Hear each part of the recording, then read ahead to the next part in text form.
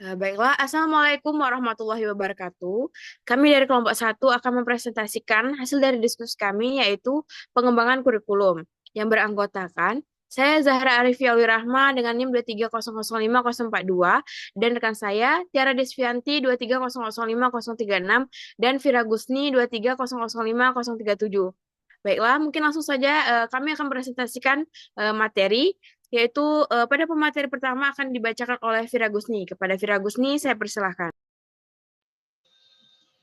Baik, terima kasih moderator. Untuk materi pertama yaitu pengembangan kurikulum. Pengembangan kurikulum tidak hanya melibatkan orang terkait langsung dengan dunia pendidikan saja, namun di dalamnya melibatkan orang-orang yang melibatkan banyak orang, seperti politikus, pengusaha, orang tua, peserta didik, serta unsur-unsur masyarakat lain yang merasa berkepentingan dengan pendidikan.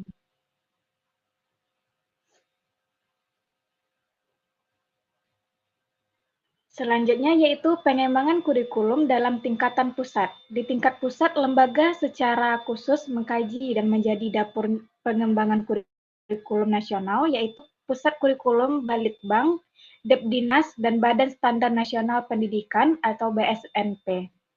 Pengembangan kurikulum pusat juga merupakan administrator dalam pendidikan yang terdiri atas Direktur Bidang Pendidikan, Pusat Pengembangan Kurikulum, Kepala Kantor Wilayah, Kepala Kantor Kabupaten dan Kecamatan, serta Kepala Sekolah. Saya kembalikan kepada moderator. Baiklah, terima kasih kepada Vira. Selanjutnya pemateri kedua yang akan disampaikan kepada Tiara. Kepada Tiara, saya persilahkan. Baiklah, terima kasih kepadanya moderator. Materi selanjutnya itu pengembangan kurikulum dalam tingkatan daerah. Kurikulum daerah adalah kurikulum yang dirancang khusus untuk memenuhi kebutuhan dan karakteristik suatu daerah. Bahan ajar dan materi disesuaikan dengan kondisi lingkungan alam, sosial, budaya, ekonomi, serta kebutuhan pembangunan daerah. Kurikulum daerah diorganisasikan dalam mata pelajaran yang berdiri sendiri. Selanjutnya, pengembangan kurikulum dalam lokal atau sekolah maupun kelas. Pengembangan pada tingkat sekolah mencakup pengembangan program caturwulan, mingguan, kokurikuler, dan ekstrakurikuler. Kegiatan kokurikuler dilakukan di luar jam pembelajaran terjadwal, tetapi ditetapkan dalam struktur kegiatan kurikuler. Tujuan kegiatan ini adalah agar murid memahami secara lebih mendalam suatu hal yang dipelajari dalam kegiatan intrakurikuler.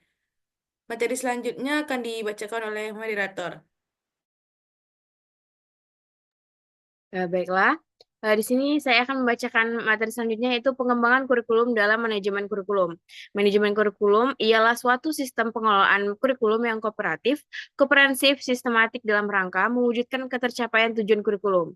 Dalam pelaksanaannya, manajemen berbasis sekolah atau MBS dan kurikulum tingkat satuan pendidikan atau KTSP. Selanjutnya, dan terakhir, kesimpulan. Pengembangan kurikulum di Indonesia melibatkan beberapa tingkatan, yaitu tingkatan pusat, tingkatan daerah, dan juga tingkatan sekolah atau kelas. Tingkatan pusat bertanggung jawab untuk menetapkan standar nasional, kerangka dasar kurikulum, dan juga standar kompetensi. Tingkatan daerah menyesuaikan kurikulum dengan kebutuhan dan kondisi daerah, termasuk pengembangan kurikulum muatan lokal. Tingkatan sekolah atau kelas melibatkan kepala sekolah dan juga guru dalam mengimplementasikan kurikulum dan mengembangkan program pembelajaran yang sesuai. Manajemen kurikulum mengatur proses pengembangan dan pelaksanaan kurikulum secara keseluruhan untuk mencapai tujuan pendidikan. Mungkin itu saja hasil dari presentasi dari hasil diskusi kami. Jika ada pertanyaan dan juga kritik dan saran bisa disampaikan melalui link Zoom besok pagi yang akan kami bagikan. Mungkin sekian dari kelompok kami akhiri. Wassalamualaikum warahmatullahi wabarakatuh.